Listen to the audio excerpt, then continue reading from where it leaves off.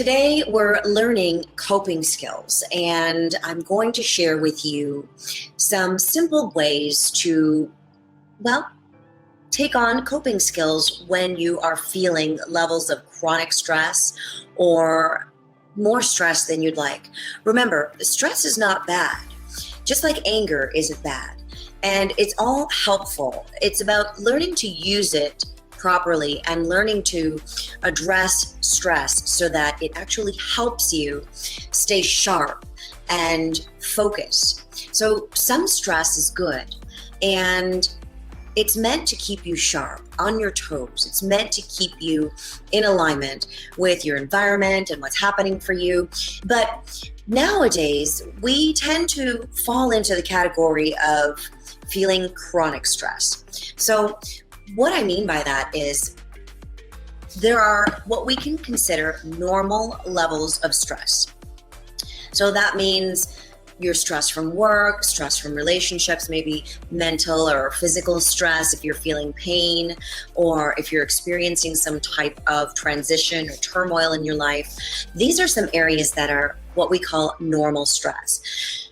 Yet when you begin to feel levels of stress every day on a consistent basis, levels of stress that make you feel fatigued, and now you're falling into the category of chronic stress and experiencing chronic stressors. So it's not always the experience. Most of the time, it's your response, actually your reaction to the experience. So if you recall in our prior sessions, I explained to you the difference between when you are reacting and when you are responding. So a response is thought out. It's something that you've taken the time to consider an answer or how to improve the situation or the scenario. And it's really something that's not a knee-jerk reaction. That is a reaction. So if you consider how you handle stressors and experience stress in your life, there's probably certain aspects of your life that you can manage that are stressful, but you don't react or overreact. And then there's probably areas of your life that you may react or overreact to. And so an example could be, let's say, if you are in the habit of waking up late in the morning and you stress yourself out unnecessarily, and now it becomes a morning ritual.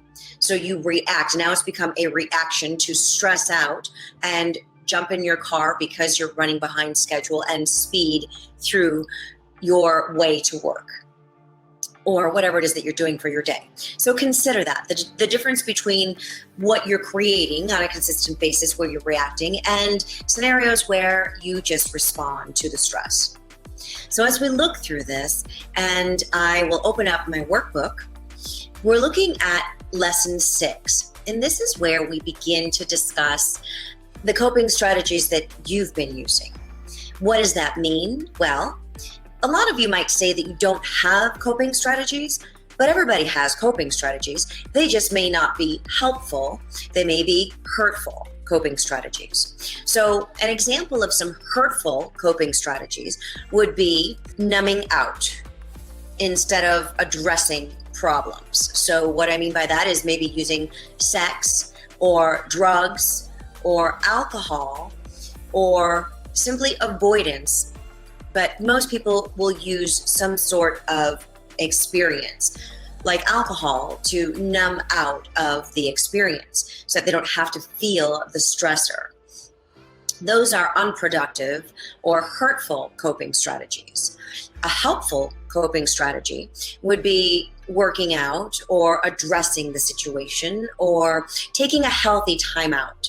These are some examples of healthy coping strategies or helpful coping strategies. So what I want you to do here is Write down the coping strategies that you can think of that you currently use. I'm sure you probably have a good balance or a nice mix, and you know of them, but it doesn't mean that you're putting them into practice. So just write them down, whether you're using them or not, whether they're helpful or hurtful, and just write down all the coping strategies that you can think of.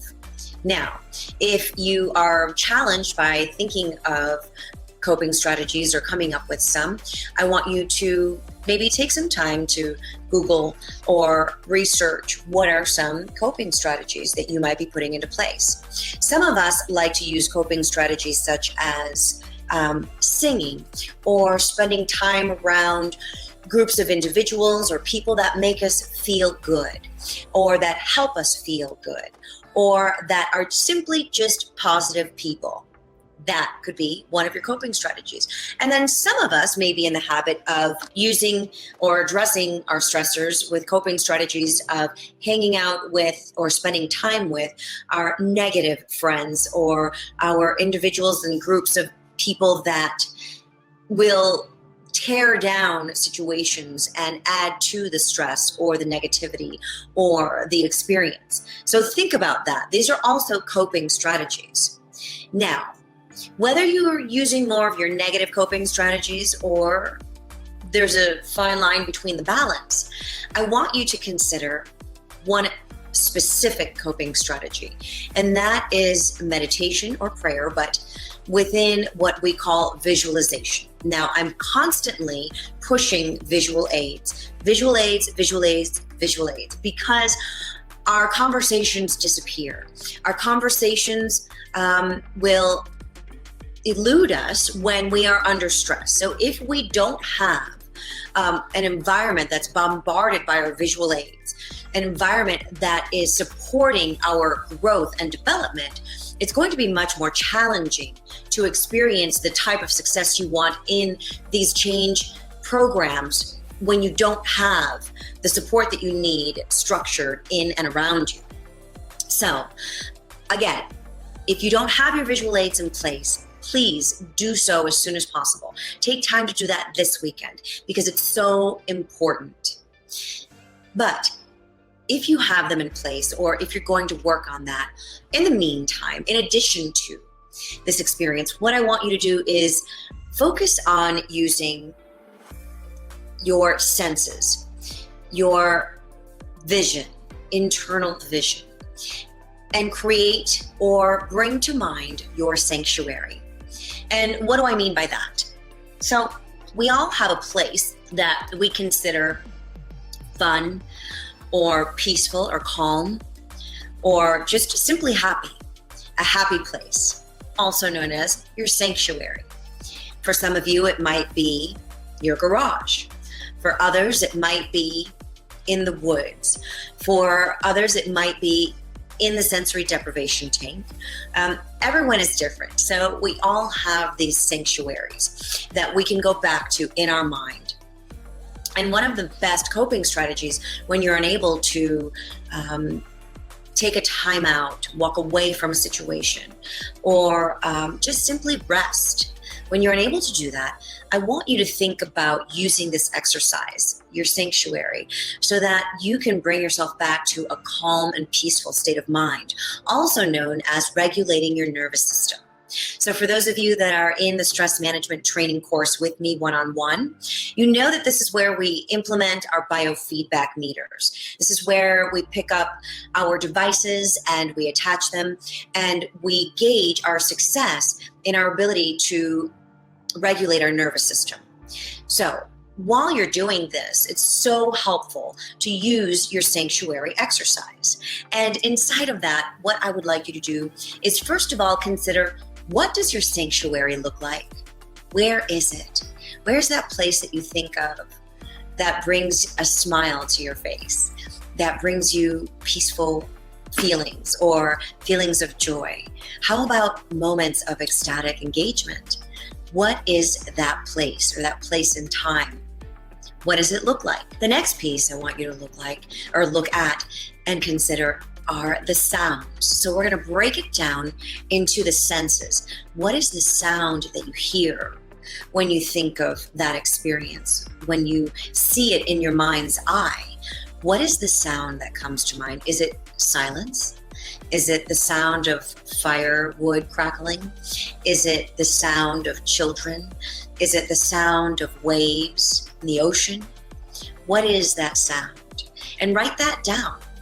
And then, what does your sanctuary feel like? Now, this is where your feeling words come into place. This is where I want you to take on this worksheet that you have inside of the portal, and it may even be inside of your Facebook group here under documents. But I know that it's in the portal under feeling words, and this is where I want you to use your feeling words, your vocabulary feeling words. So in the feeling words, we've got ranges from slight to moderate to strong to extreme.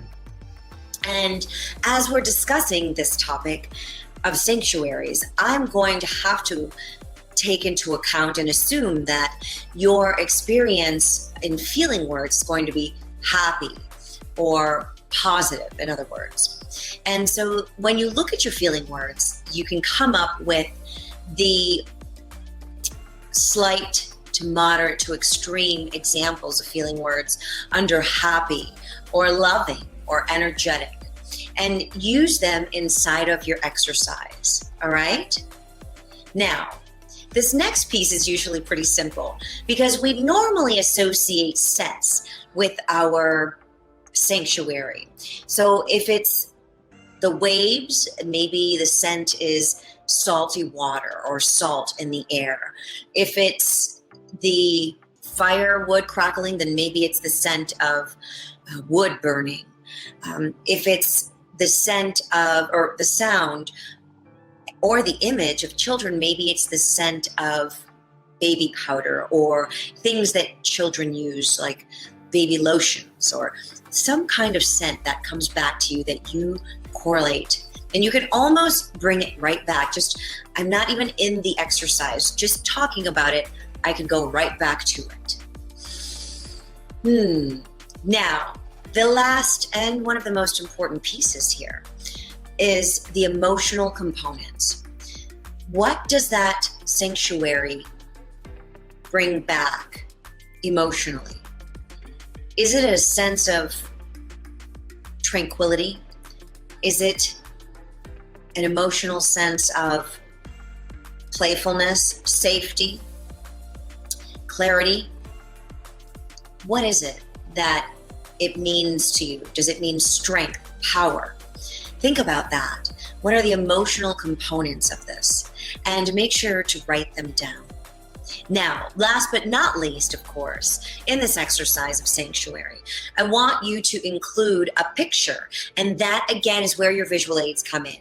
So if and when you think of the picture, or you have a picture of this sanctuary, I want you to not only include it in your book, but I want you to have it around your environment. Maybe it's in your vehicle, maybe it's in your wallet or your purse, maybe it's on your walls, in your home, or somewhere at work.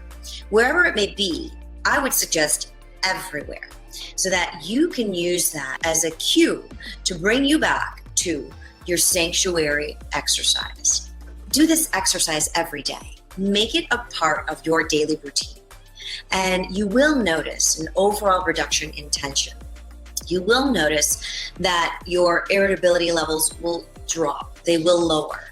And you'll feel more relaxed and really a little happier.